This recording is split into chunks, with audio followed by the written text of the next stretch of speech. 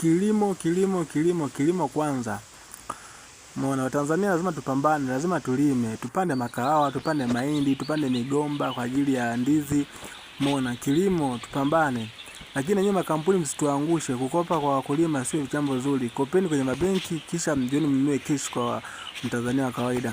Hata bei nazo pia zile zinatazamwa. Mtu ananunua mbolea shilingi 100,000 lakini anakuja kuuza mazao yake shilingi 20,000. Nalo pia ndio litazamwe vizuri. Mbona pia izingatiwe usalama.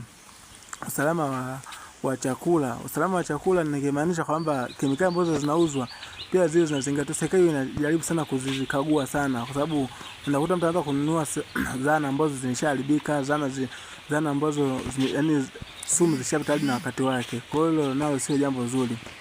Kwa hiyo wakulima tunaendelea kupambana na Watanzania wengi, asilimia kubwa karibu wote ni wakulima. Kwa hiyo serikali izingatie sana, hii ajira ni ajira watu wengi, isipende kuangusha hasa wakulima wa kawaida. Pia tunaomba ukuaji wa mazao ni sana ukuaji wa watoto. Kwa hiyo tunazingatia sana katika jambo kama hilo. Kwa hiyo kilimo kwanza, Tanzania bila kilimo haiwezekani. Kwa hiyo lazima tulime ili tuendeshe taifa letu. Asanteni Tanzania.